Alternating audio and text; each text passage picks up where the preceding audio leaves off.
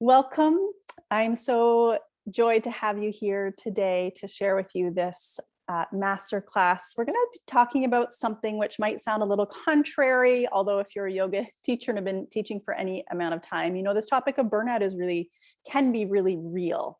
My name is Melanie Phillips, or some of you know me as Maduri. You can call me either of those things.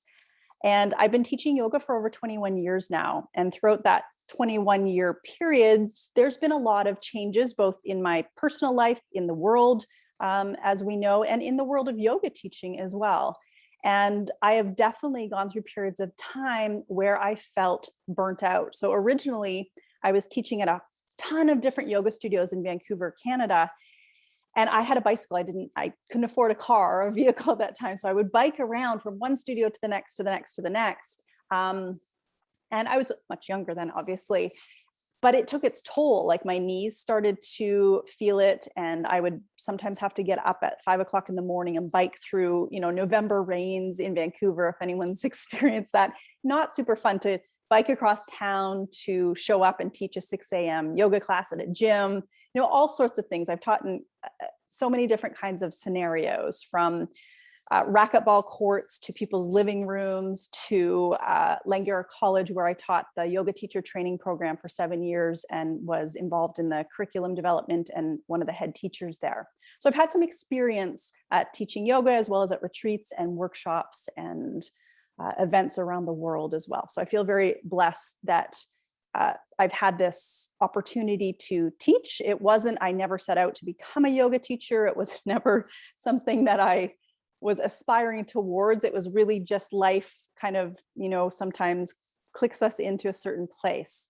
However, over the years and through my own personal experience, I was introduced to other areas which I now professionally work in. One of them was the area of Ayurvedic medicine, and that was through my own autoimmune condition that no doctors were able to help me with or support me with. So I felt very compelled and also desperate to find out how to heal myself, really. And that's what took me to study Ayurveda. And Ayurveda is a powerful, I like to think of it as an art and a science. It's a 10,000-year-old medical system. And so beautiful that something has sustained the test of time. It's because it's working in alignment with the rhythms of nature. It is something that will not go out of style. Luckily, right? We have lots of different, fad diets that come forward, or different modalities, and all of them can be wonderful. And I use a lot of different modalities in my energy healing practice with clients. However, Ayurveda is like the foundation. It is the ground of substance and the basics of how do we interact in this material world, in the world of the 5 elements of earth, water, fire, air, and ether. And inside of our physiology, our body, we have all of those 5 elements. And the external world too is made up of these 5 elements. So that interaction is how we're going to experience ourselves. So if the elements are not harmonious, not congruent with our true nature, our original nature, we're going to feel out of whack, out of sorts. You might have even used that expression yourself of like, I just don't feel myself. I just don't feel myself. So welcome to today. I encourage you to interact, have a pen and paper. We're going to start off with some questions that I'm going to invite you into. I'm going to be talking about how to avoid burnout today, how to take care of yourself. So you might be a yoga teacher that finds yourself with symptoms, maybe even a disease, or injured. And this will happen throughout a career, right? There will be different seasons of our life, essentially, where we're not always, I like to say, in the summertime of our life. We're not always in the like, wow, like, let me do it all. Let me, fulfill it all. Like, we have to go through these cycles. And the seasons of our life are not always, and they aren't, correlating to the seasons of nature. So you might be in the winter time of your life, and that could be a period that lasts for months, for years even. Maybe you're going through a deep grieving process. So there's nothing wrong with any stage we find ourselves in our life. It's just, what season are you in? Are you in the springtime where you're planting seeds of intention and setting things, planting those seeds into the ground to be nurtured and harvested down the line? If you think of each season and the symbolic nature of, say, summertime, that brightness, that sort of energy, and the fall time when things dry up and we're moving into, in the Northern Hemisphere, the Vata time of year, this fall time of year when things become dry externally. You see it in the trees.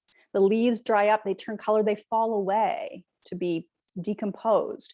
The same thing is happening in our physical body. And until we understand that, we're going to probably fight against what is. We're going to fight against the natural rhythms, and that can be very difficult on our system. And particularly, whatever season in nature we're in is going to affect all of us.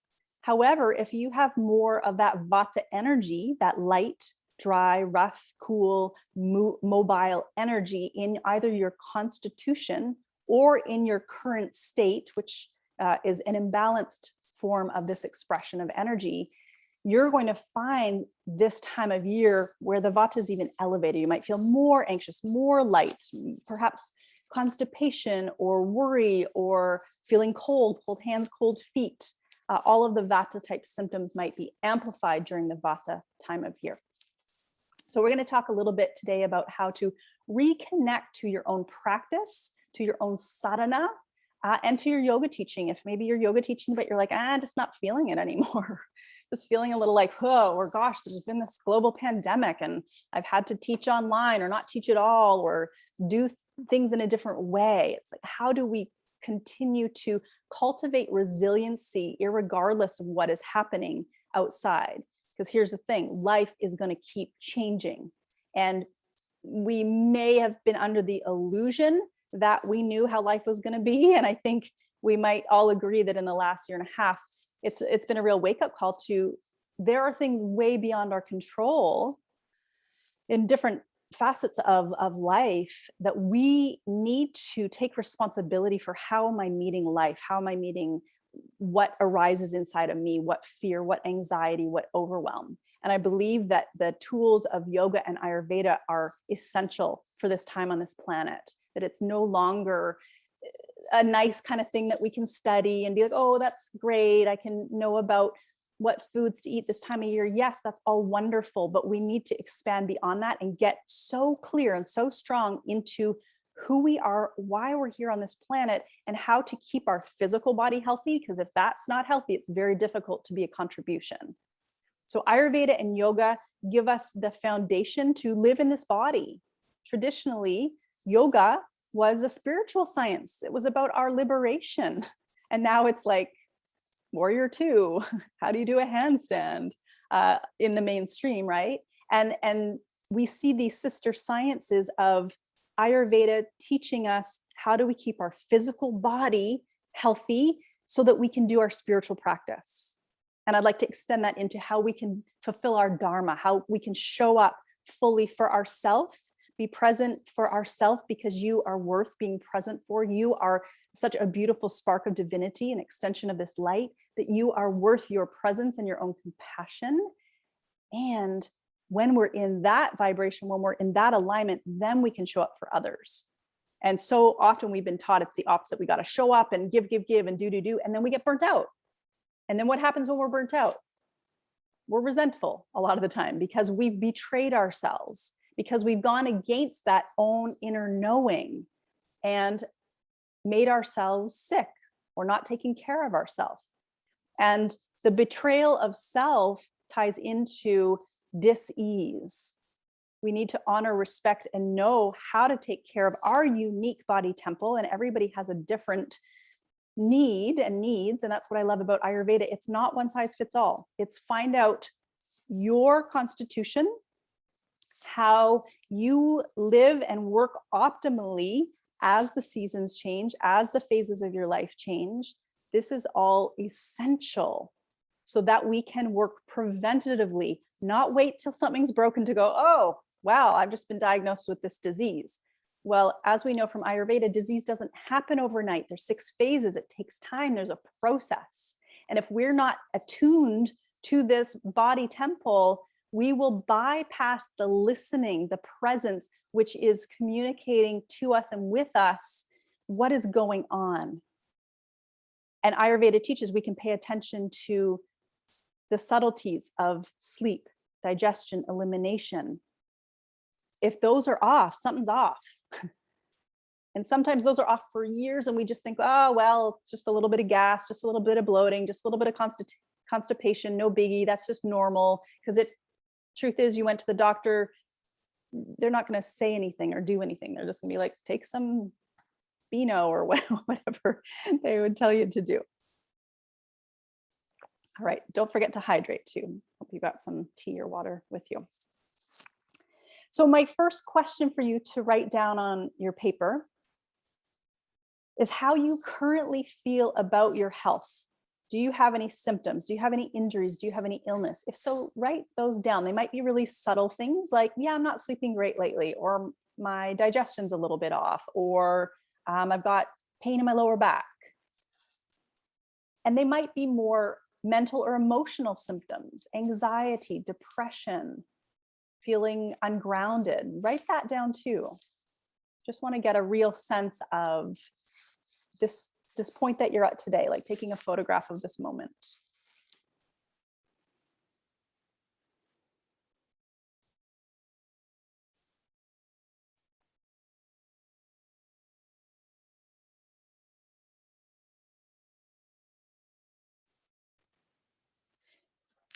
And then put a number on it on a scale of 1 to 10, 10 being exuberant health, you're feeling vibrant, you're feeling amazing, 0 being flatlining. Where in that spectrum of health and vitality, where would you put yourself? Are you at 50%? You feel like 70%? You feel like you're at a 10?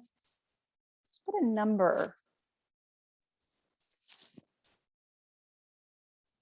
And I welcome you to type that in the chat too, to share where you're feeling. And we can be really, and I invite you to be just really honest with yourself. There's no shame in being a 2 or being a 3. Okay, 6.5, yeah. So, 65% feeling healthy and great. And then we get to look at the other percentage where we're not feeling we're aligned, where we're not feeling healthy, and see what needs to shift, what needs to change to fulfill, to come back to wholeness. And not that we're always going to be at a 10 every moment of every day, right? There's a fluctuation, there's an ebb and a flow. However, Ayurveda teaches us how to come back to that 10 faster and faster and faster, so that we don't stray from I like to call it our vertical or our home space for very long. So that you feel yourself going a little out, and then you go, okay, what practices do I need? What foods, what dinacharya, what daily routines do I need? Okay, yeah, 2 out of 10, yeah, 20%. And that's okay, right? So it's just acknowledging that's how I'm feeling in this moment and what needs to balance that out. The medicine has to be stronger than the dis-ease or the symptom or the feeling of not wonderful. So the medicine has to be stronger than the symptom. Meaning if you're exhausted, say you're suffering from fatigue, what depth of nourishment is required to come back into homeostasis? And often it's a lot more than we think. We're like, oh, well, I'll just watch Netflix tonight and rest on the couch. That will probably not satisfy deep fatigue, or where our ojas, where the deep vigor has been lost. We need to build that up, and we need to build that up over time. Okay, next question for you. Write down how you currently feel about your yoga teaching, or if you're not a teacher, about your yoga practice, your current movement practice, or your meditation practice, your awareness practice. So how do you currently feel, or what's your relationship to your teaching or your own personal practice? If you're a teacher, do you feel like you're making enough money? Do you feel valued and honored through the currency that you're receiving? Are you enthusiastic about teaching? Or are you feeling a little drained and a little maybe stale or lacking inspiration? It's okay to be honest about this.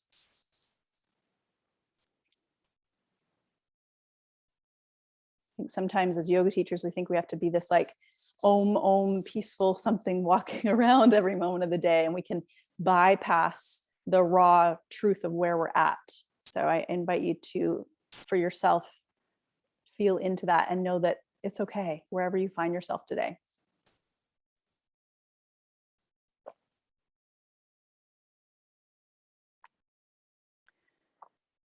And then I invite you just in the chat to write, if you feel satisfied, just say, I feel satisfied. If you feel unsatisfied, let us know.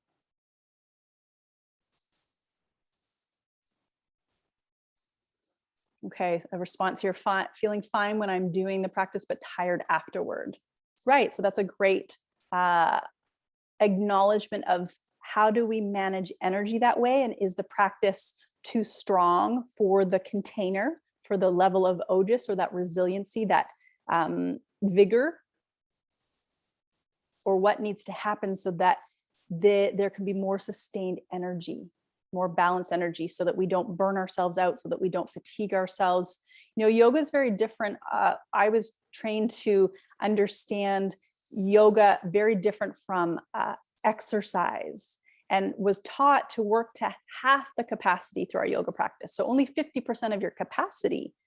And I know a lot of people learn more of sort of an aerobic or athletic type of yoga practice.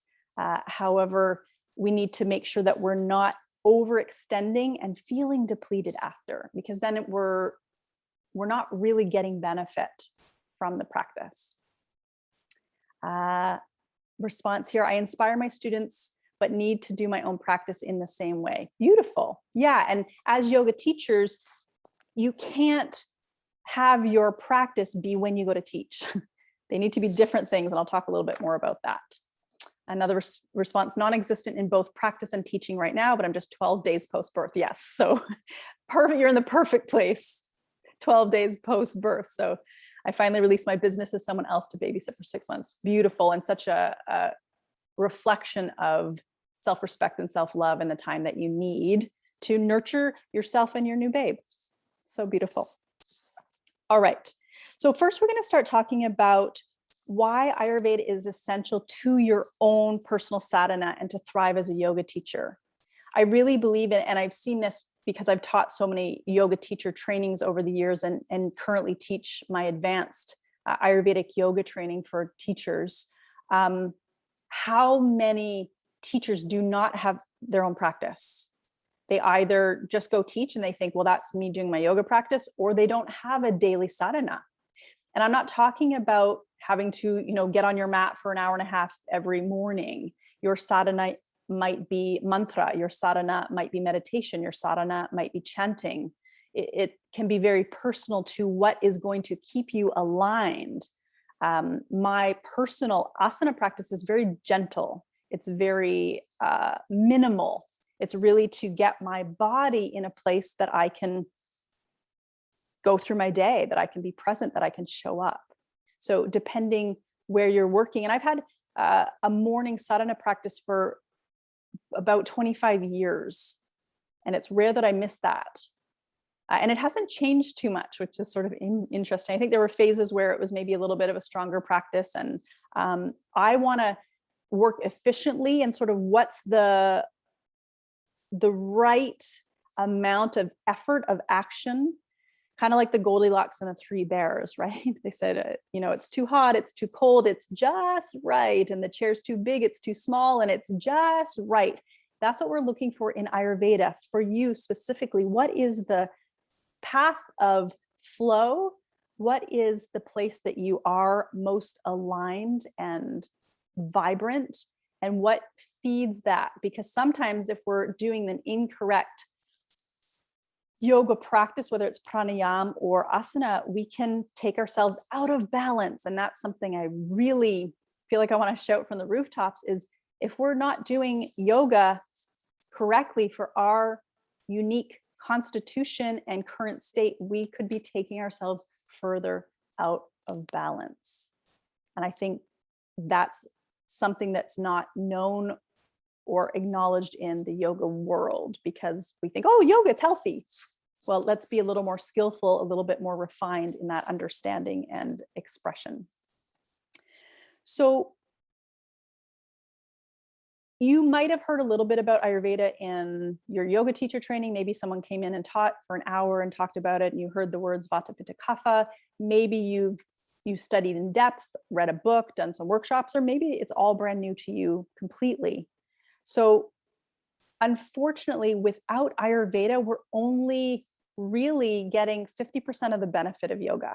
We're only seeing half of yoga. To me, I no longer divide Ayurveda and yoga. Those are not separate in my mind anymore. Those are not separate things. They are both synchronistic practices and essentially attitudes. Like Ayurveda is an attitude, how you're relating to your body temple. Yoga is an attitude, how you're relating to your body mind temple. They're one and the same, and they offer a little bit of different perspective and tools, because Ayurveda has that depth of the physical body. However, it's a spiritual science. So it pairs perfectly and is called the sister science to yoga, because we can't have one without the other. We can't just do yoga. Sooner or later, you're going to bump up against Ayurveda, right? Here we are. Or if you come in through the door, some people come in through the door of Ayurveda, sooner or later, you're going to need to look at or bump up against yoga and see how these two are one beautiful, holistic philosophy. And really, as I said earlier, Ayurveda is about living in harmony with the elements. And we know Hatha Yoga, Ha means sun, Ta means moon, that this Hatha Yoga practice, the origin, the basic foundation of yoga, is about harmonizing those energies, the masculine and feminine energies, which tie into the 5 elements. So the Hatha Yoga is essentially, what we're doing is these practices to harmonize our energy body. And we've long forgotten about our energy field and the energetics of yoga. It's all energy. It's all energy. And if we just take it from the muscular skeletal sort of system, we're not understanding. We're not understanding what yoga is or what yoga has to offer. So really, we are a microcosm of the macrocosm. So within, so without. And when we can see that, know that, feel that, experience that, we can be proactive and we can be empowered in our health and our healing, and skillfully choose the specific asana, pranayama, mudra, bandha meditation for our unique healing. It's like we become our own best healer and say, this is the tool today that is going to serve me. This is the tool today that will serve me now. And when we understand it energetically, we can consciously pick this asana, this pranayama, this meditation, this mudra, because we're working with the subtle energies and we're working to orient ourselves back to wholeness and back to center, utilizing those energies of the practices. So understanding your unique dosha, that means your constitution at conception is, we call it the prakruti, is important to actually have a sustainable life, I believe, but yoga teaching career in the context of what we're speaking of today. Otherwise, you will burn out. You'll push, you'll do more than perhaps your body or mind or emotional body can handle. And if we don't know how to first take care of this vessel, then you will sooner or later bump up against challenges, against symptoms, unfortunately. And that's just the way it is. And there's nothing wrong with having symptoms or disease. We just want to say, oh, hey, I need to pay greater attention here.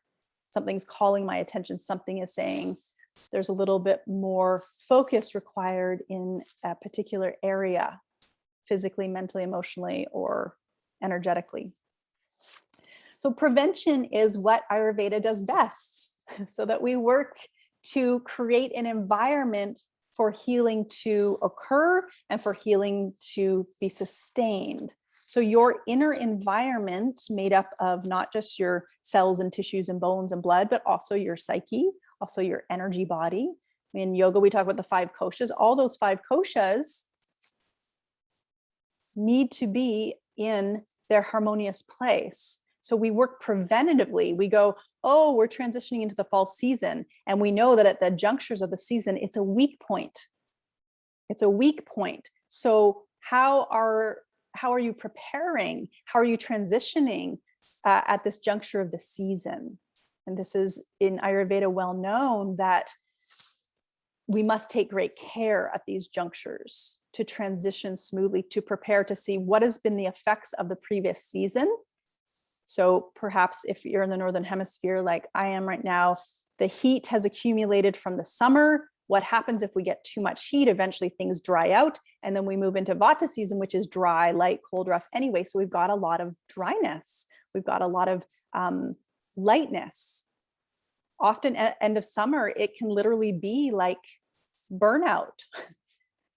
And then we're kind of whisked into like back to school and get going on your fall routine. And sometimes it's just too much because we're already at the end of our physiological and energetic rope. We're like, oh my gosh, I just need to rest after all that movement and heat and intensity of the summertime. So the dinacharya is the daily routine, is crucial. And that's because that's what is going to be the consistent practices, tools, and things that you're going to engage in to keep your body, mind, temple vibrant. And if we don't have consistent daily routines, it's like having a boat without a rudder. We're just going to kind of float around in the winds of life and get blown here and blown there. Okay, let's shift and look at how to avoid burnout. And of course, through the perspective of Ayurveda. Without the daily routine, it's so easy to fall into bad habits. Can anyone relate to that? Do you sometimes notice yourself, maybe you're on a good track with things, with your health or your routine, and then all of a sudden, somehow you're like, I stopped doing that. I don't know what happened, but I no longer do that. I had a lovely woman that I spoke to the other day, and she said, oh yeah, I forgot I used to do that warm water in the morning. And then we just lose it, right? And then we go, okay, let me come back to the practices and things that are going to support my health. And the change of season is a wonderful time to get re-inspired to get back on track. So I'm going to just offer 3 powerful things that you can start your day with. Maybe you're already doing these things. If not, I invite you into these. They will change your life if you are aware of them, focused on them, and apply them. So I always say that our day begins the night before. So how you woke up this morning was impacted on what you ate for dinner last night, what time you went to bed, what were the thoughts going on in your bed, how were you feeling emotionally last night. That affects your sleep, it affects your dreams, whether you slept well, the state of your nervous system. So our day begins the night before. Just want to plant that seed so that as you're getting ready for bed tonight, you're going to create a good nighttime routine. So 3 things. First of all, as soon as you wake up in the morning, what is your intention? We call it sankalpa in yoga. Stating that sankalpa, it needs to be in positive language. It needs to be short. This is in that brainwave state, that theta state where we're sort of drifting out of sleep into wakefulness, and that we're planting this seed of intent. So what is your intention? And to repeat that, not just intellectually, but with feeling. I am love. Life is fun and easy for me, whatever it is, that it becomes the energy you marinate in. It becomes the lighthouse that guides you throughout your day. And a lot of times people might get really good at saying their sankalpa and repeating that first thing and then forgotten about it the rest of the day. So it needs to become something that lives through you. And one of the ways that sankalpa will live through you vibrationally will be through repetition, through conscious connection and awareness to that. And then the second thing, as soon as you get up out of bed, go scrape your tongue. If you do nothing Ayurvedically the rest of your life, just let this be the one thing, okay? Just scrape your tongue every morning. It takes 5 seconds. It's so easy, and the benefits are huge to clear off the ama, which is the toxicity that comes up from the upper fundus of the stomach in the night when we sleep. You clear that off before you drink anything. This will help with your oral health. It will help with peristalsis. It is such a powerful tool. Okay, so please, please, please, if you don't take anything else from today, wake up in the morning, set your intention. What is the vibration you choose to be in? scrape your tongue. So all in total, that's probably taken us 30 seconds of our day, of our life, and can shift the trajectory of your day so strongly. And then the third thing that I'll offer for dinnerary is after you scrape your tongue, go have some warm water. In the summertime, or if you've got a lot of pitta, a lot of fire energy in your constitution, or if you're going through menopause, you might choose lime to add to your water. It's more cooling. If you're going into winter, if you've got more vata or kapha in your constitution, then lemon is a little bit more heating. So, or you can just have plain warm water as well. But sometimes it's nice to have that lemon or lime. It's going to help to flush the organs. It's going to help to cleanse things through and help with peristalsis as well, first thing. Okay. And I go into all of this in such great detail inside my Ayurvedic yoga training. So if this is something that you're curious about or wanting to learn more about, the 100-hour program is such an in-depth exploration where you're going to learn the practices and the tools and embody them with this wisdom that will not go to style for your whole life. It's like you're given something that's going to last you forever. Nowadays, you get a toaster, someone gifts you a toaster. I don't know what the lifespan on a toaster is these days. They don't make appliances very well. Most things that are made that you're gifted don't last very long. The wisdom of Ayurveda, it will last you forever. It is that, it's that profound. And because we're learning and understanding the world, the external world, and the 5 elements, that won't be going anywhere. That won't be going anywhere at all. Okay, so let's talk about what to do to take care of yourself when you're injured, sick, or approaching burnout, or maybe even feeling burnt out. And as I said before, and not because I hope that this happens, but it is going to happen at some time, no matter what career we're in. We're going to feel a little lackluster. We're going to have our energy dip. And the more that we can notice that and bring ourselves back to center, then the less impact that will have on our overall health. It will not lead to disease. When these things go on over time, they can absolutely lead to long-term symptoms and even diseases. I think what is so beautiful about the opportunity of burnout is it allows us to slow down, or sometimes forces us to slow down, and to reassess, to kind of pause and get back on track with ourselves, because the version of you who maybe set out to teach yoga, maybe started off teaching power yoga and that seemed really great, or vinyasa yoga, and maybe 5 years ago when you started, that felt perfect. And then we keep kind of going on through things without always checking in if it's still current to how we want to be expressing in the world, to what is in alignment anymore. So that slowing down and the reassessment, and this can be within any compartment of your life and your whole life also, to say, am I living from what is current to me? Or am I living in an old version of myself? Living in an old, outdated version of ourselves will create dis-ease, physically, mentally, or emotionally, or energetically.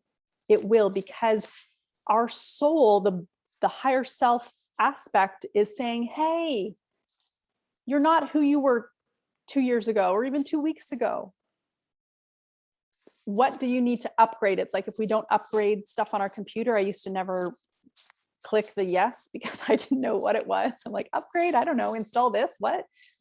And what would happen, things would glitch out, and I didn't know why. I didn't understand computers, and I didn't understand that I had to do these upgrades so that the current technology works. And the same is true for us. If we're not currently downloading new software, meaning downloading and clearing out old habits, beliefs, behaviors, limiting perceptions, then we will just stay in an old version of ourselves.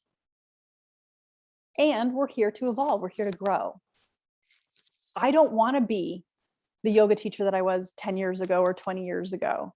And if I'm the same yoga teacher in 10 years' time, please, somebody like shake me, because I don't want to be who I am today in 10 years time. That just means I haven't shifted. I haven't grown. My essence is there. The essence doesn't change, but my relationship to my mind, my relationship to the external world, if that hasn't shifted, if there is not deeper compassion, if there is not deeper alignment, then in my perspective, I'm off. I haven't listened deep enough. Does that make sense? That this ability to listen so closely and lovingly to the whispers of our higher self, to our soul, is what will elevate us or what will keep us stuck.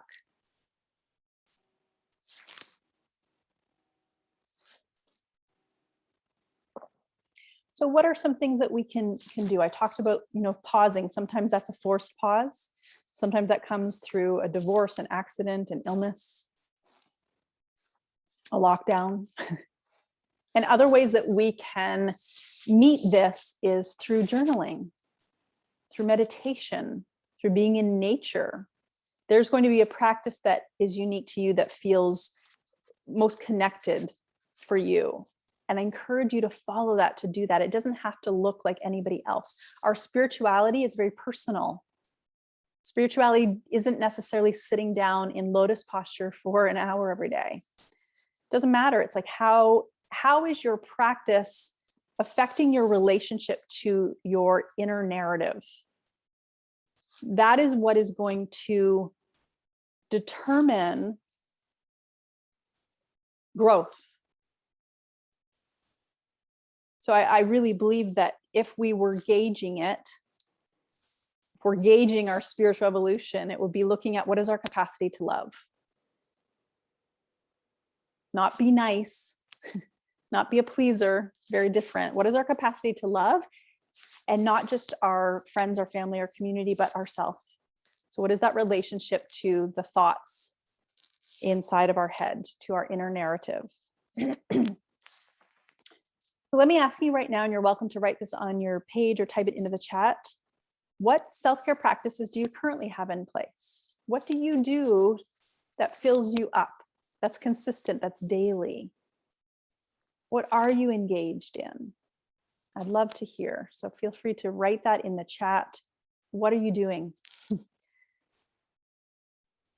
So for me, I do my morning sadhana, which, as I said before, is a gentle yoga practice. I have a awareness practice, which I aim and intend to practice 24/7. And so that top of mind is the observation of the thoughts, the emotions, and what I'm making that mean.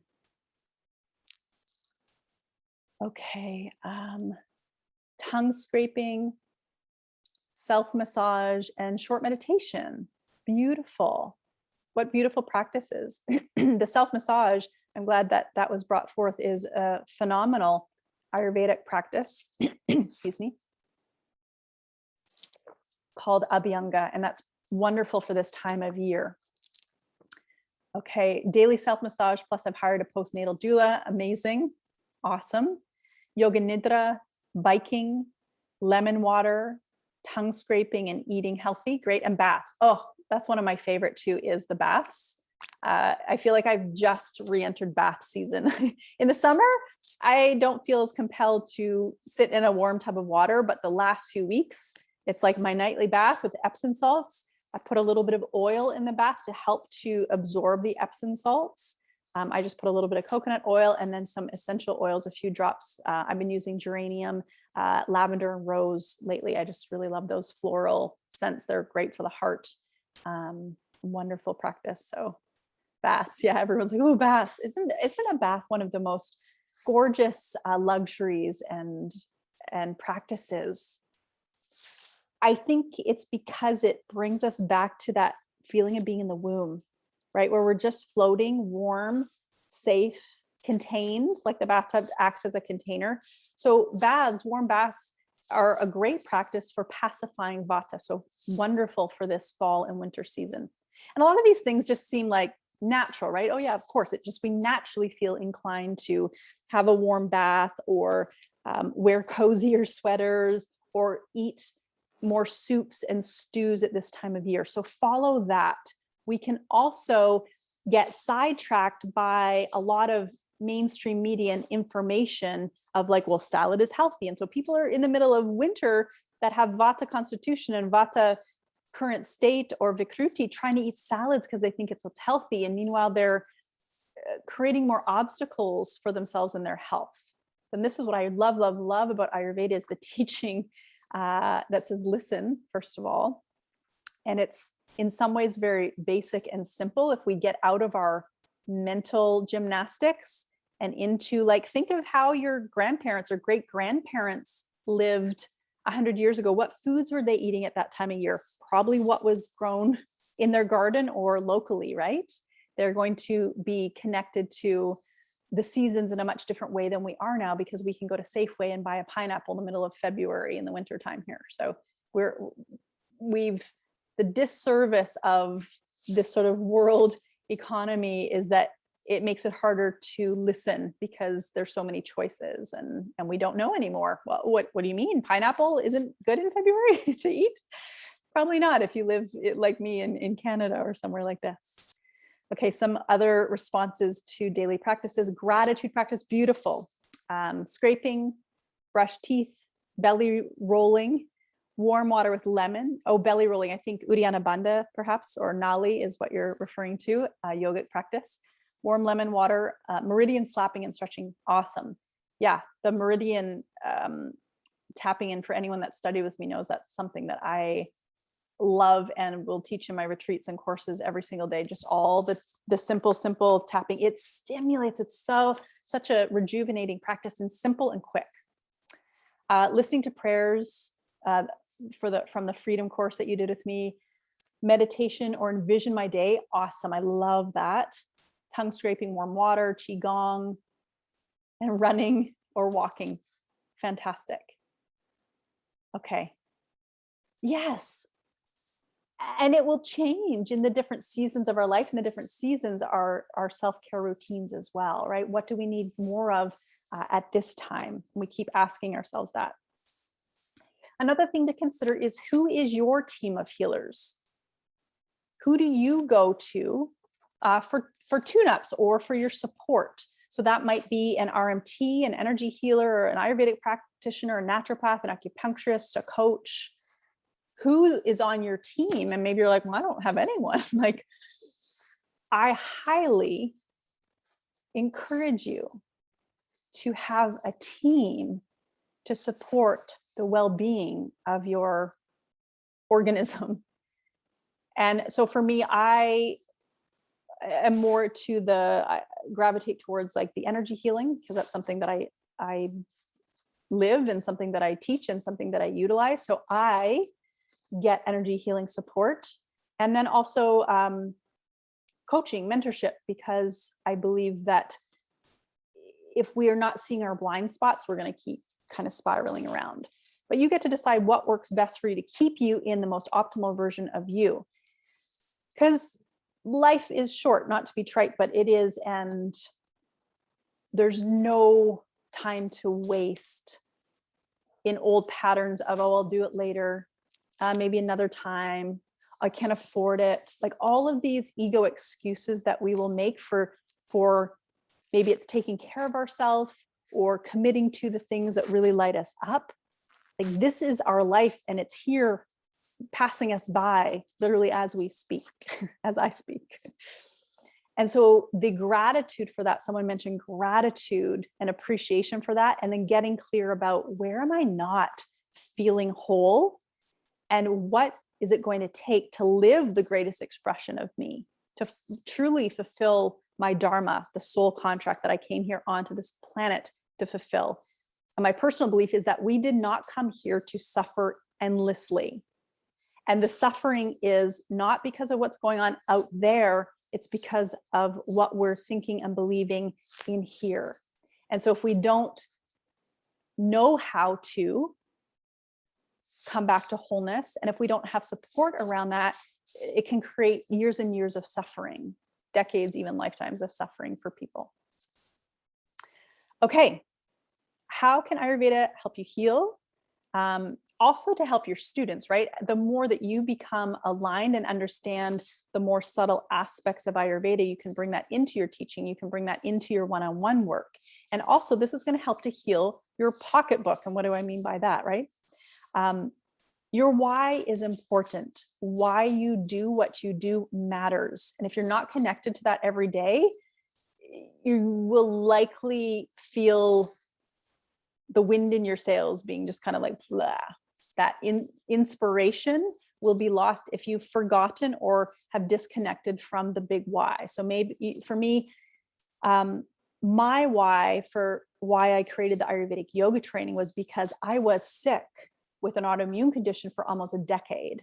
And because I had lived through the struggles of that, and then also saw my colleagues and friends that were yoga teachers and healers suffer as well. And I thought, every yoga teacher, I mean, every human, but we have to kind of condense it down, right, to offer these things, because not every human's interested in Ayurveda.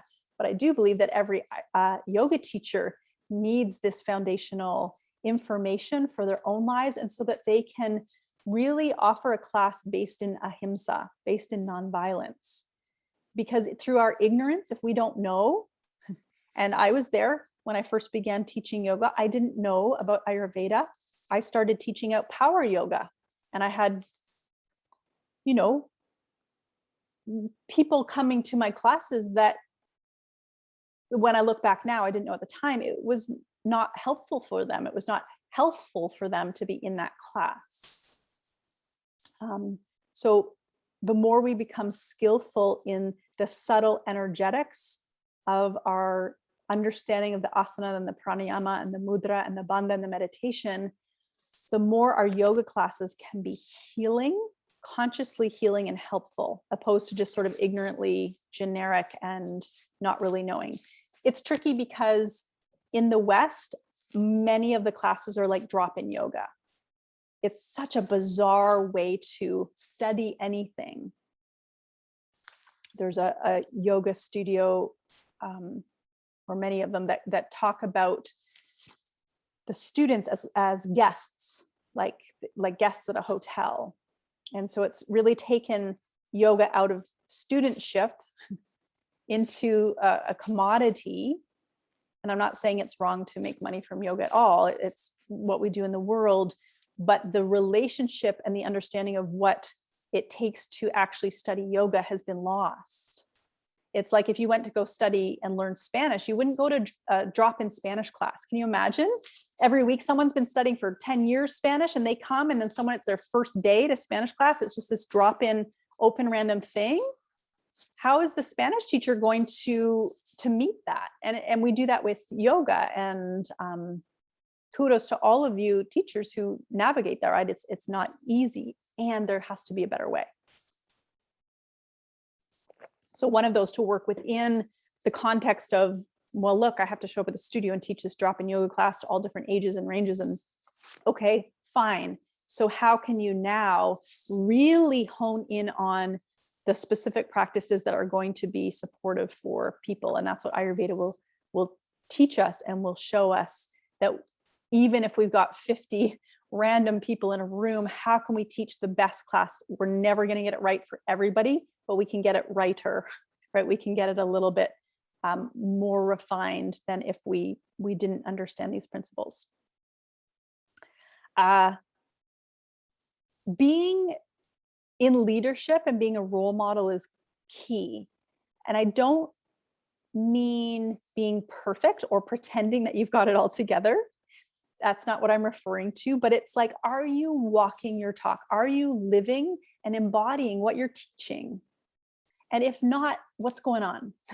If not, what has to happen? What support do you need, or how do you need to get back on track?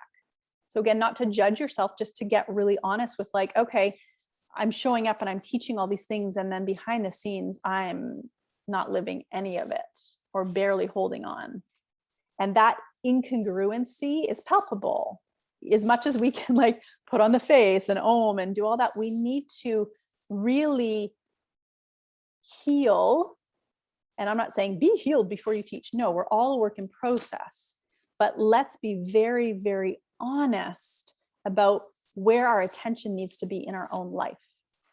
And that's how, with Ayurveda, we can heal ourselves and then be a greater contribution and greater support to our students. It's a little bit of that analogy of put your own oxygen mask on first. And I see a lot of, yoga teachers and healers trying to help others or be the savior, but haven't yet put their own oxygen mask on.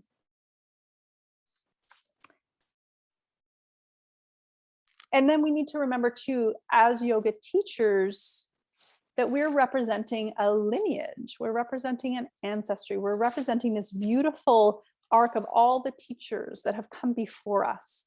So one, we can plug into that. You don't have to feel alone in it, to plug into the energy and the power of all of the yoga teachers through all time and space.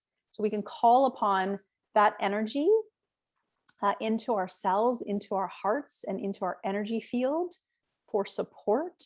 And then also we are carrying on this tradition, and to respect that and to walk with reverence. And that's where I feel the embodiment is crucial, because we are representing a lineage. We are representing a pathway of a philosophy, of a practice that has carried on all of these thousands of years because it works, because it really does work, because there were some humans that took the time to be with these practices and then to pass it down, right? That oral transmission of these practices from one generation to another. It's so beautiful when we think about how many, trillions of humans have connected into the Mahamrityunjaya mantra, or into tree pose, or into the Soham meditation of following your breath. It's so simple, but wow, this is something ancient to humans. And I just love that thought, that it's not, something we're just creating out of thin air. It's old. There's a vibration that is carried through these practices. Every time you go and stand in tree pose, it's like connecting to every person who's ever gone into that posture with intention, with dedication in their heart. So how can we apply this concept of healing ourselves, our students, and why I say about our pocketbook? Because part of the healing for most healers, yoga teachers, heart-based business owners, is healing the relationship to our finances, to honoring and valuing what we do in the world, and also to creating a niche for ourselves, to what sets you apart from every other yoga teacher. And Ayurveda is a way to do that. Ayurveda, being a yoga teacher that specializes in Ayurveda, you have a much greater knowledge base to offer your classes and your students that you work with one-on-one, and whether you're doing workshops or retreats. It's that next skill set, that next skill level that is enhanced, that you've gone beyond just the basics of yoga teaching to, okay, now there's even a deeper skill set that you can offer. And there's great value in that. And it feels like, maybe I'm wrong about this, but it feels like yoga as a profession, as though it might be trendy and kind of cool in some places. It's not really valued. Like if you went to Wall Street and we're in a conversation with someone there and they're saying, oh, what do you do for a living? Oh, I teach yoga. I just kind of imagine that it might not be like, oh, wow, that's amazing. Or maybe you go home for a family dinner and you're like, oh yeah, I'm a yoga teacher now. And you get the old eye roll from half the family. Hopefully not. I hope your family is really supportive. But my sense is it's kind of a flimsy, like yoga, you're kind of lumped into a category of, it's a little wishy-washy. You're a little woo-woo. You're a little out there. It's not really a serious profession in the world. Has anyone else ever felt that it's not really honored and I think part of it is we need to start owning it and honoring it. And part of that is in valuing what we do for ourselves. I remember years and years ago in Vancouver, sort of all the studios got on this kick of like first class free, and like lowering rates because it was competitive. And unfortunately, and too bad that they couldn't have sort of all risen up together to say, look, there's actually no price, no value that you can put on. People come to your classes, and I'm sure you've had this experience, their lives change. Their blood pressure lowers. They learn how to calm themselves down, which affects their relationship with their children and their partner and at work. Like, the profound nature of what yoga has to offer us it's huge. And same with Ayurveda. Like, imagine a system that you can learn, that you can feel better, you can have more energy, you can know exactly what foods to eat for your specific constitution and when. Like, this is available to us. And it's powerful. And it's so powerful, but because it's a little bit under the radar, because it's not the mainstream norm, I think we can forget that this wisdom is valuable and that we need to value the power that it's had in our own lives. So living in rhythm with who you are is going to be the most powerful thing that you can do. It's that concept of know thyself. Know thyself. And in Ayurveda, we have to understand the prakriti, that's the constitution at conception, and the vikruti, which is the current state, so that we can adjust and adapt to knowing which foods, knowing which yoga practices, knowing how to navigate each season, etc. And then for our students, then we get a better sense, oh, I see that collectively the room is Vata vitiated, or it's the summer and Pitta is high, so I'm not going to do Pitta aggravating sequences.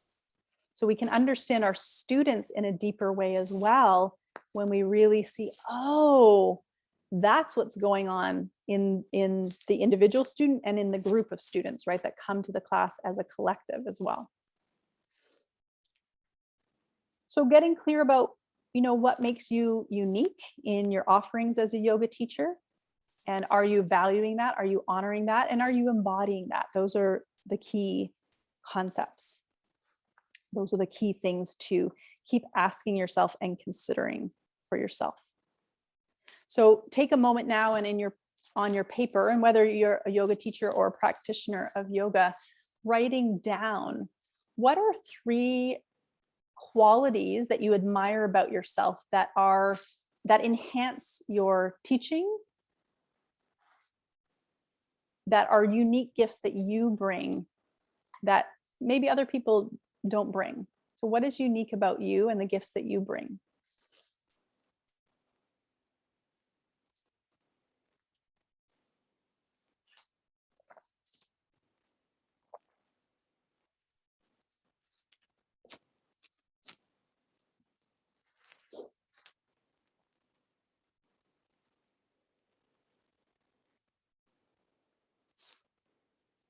And feel free to type those in the chat. I'd love to hear how you're honoring and acknowledging yourself.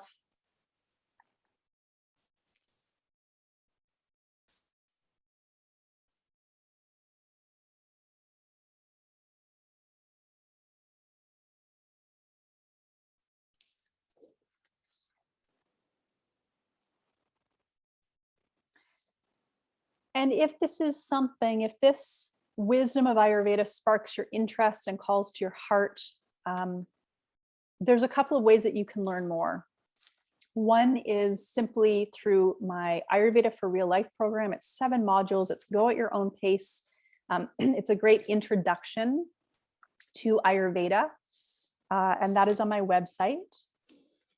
The other is the 100-hour Ayurvedic yoga training. So this is not just for yoga teachers. This is open to yoga teachers and dedicated students of yoga. So if you're someone who is like, oh my gosh, I would love to learn about Ayurveda. I'm not a yoga teacher, but I'm committed to learning more and really want to engage in this practice, then this might be for you as well.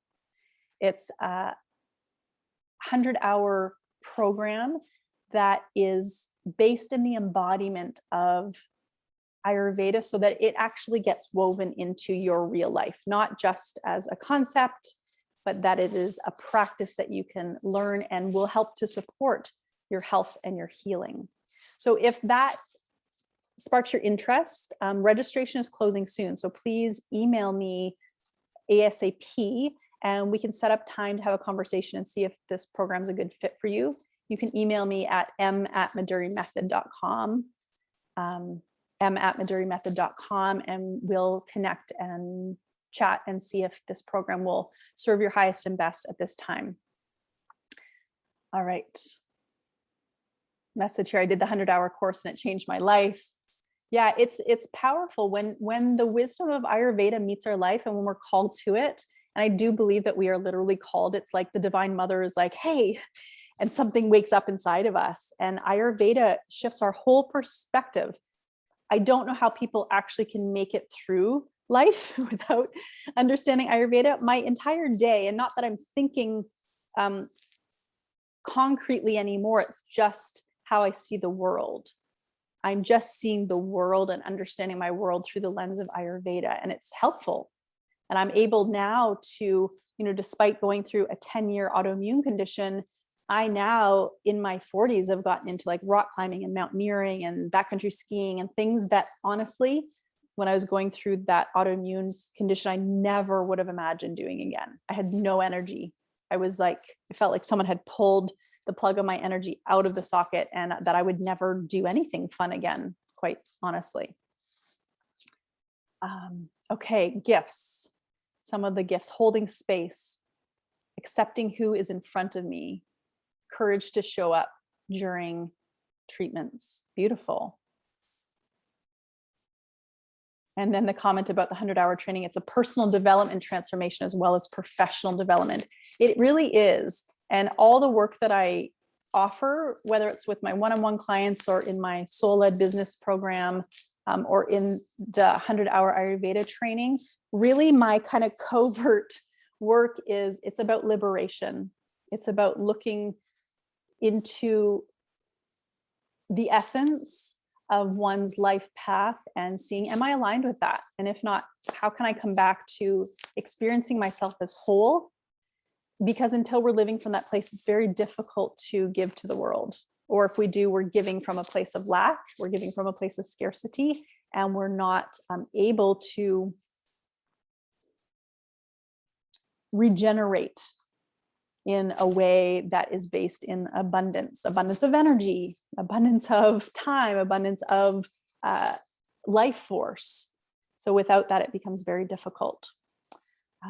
And so I'd like to open up this time. If anyone has questions or comments, you're either welcome to type them into the chat or unmute yourself, and I'm happy to hear from you if you'd like to just press the unmute button as well. So any questions about what we went over today or any comments? Any way that I can support you further before we wrap up today?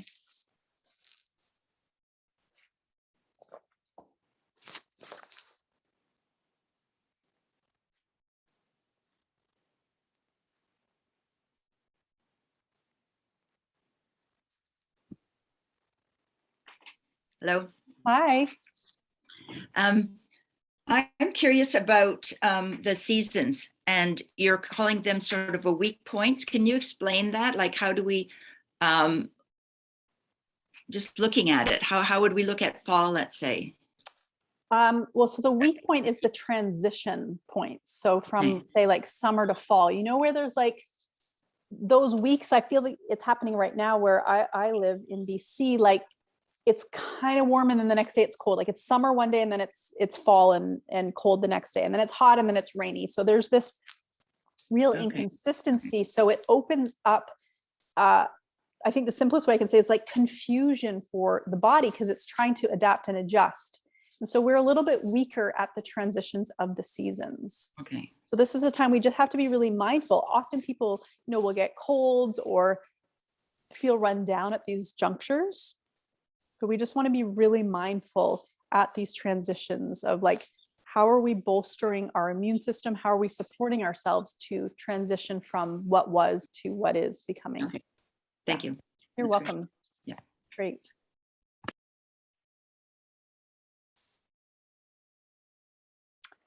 Question here. Would you please describe what you feel a niche is?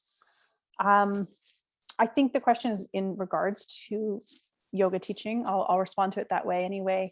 A niche is going to be literally an area of expertise, an area that makes you stand out.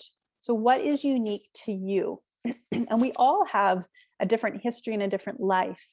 So I'm working with a woman right now who she's a yoga teacher, and then she's specializing, she's done further study in yoga for eating disorders. So that's a very niche market. And how beautiful and specific, because we have, I don't know how many yoga teachers in North America or the world or Europe, thousands and thousands, right? And so what differentiates you from this yoga teacher or that yoga teacher?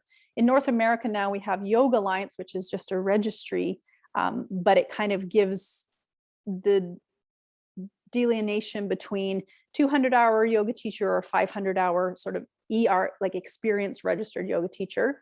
But those still aren't niches. Those are just, oh, I've done more courses.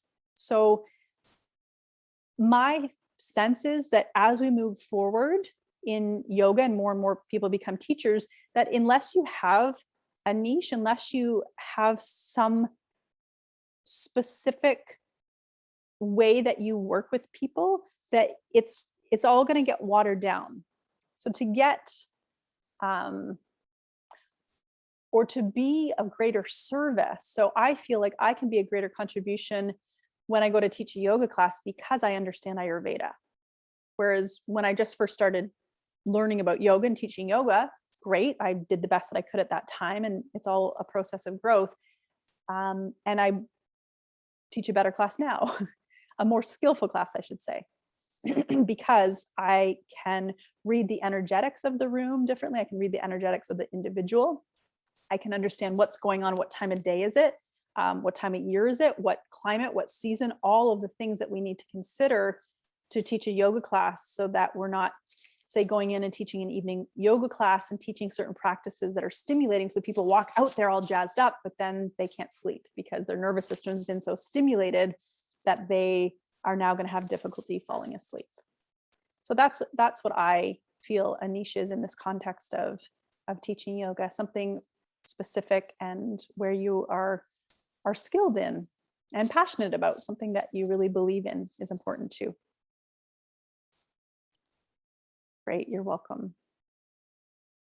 All right, any other questions or comments before we wrap up? Has this been helpful today? You're welcome. Great to be here with you all, and I appreciate your energy. I appreciate what you do in the world. Keep shining your light out. We need leaders such as yourself to keep going and to keep coming from a place of wholeness and coming from a place of deep love and reverence. So thank you so much.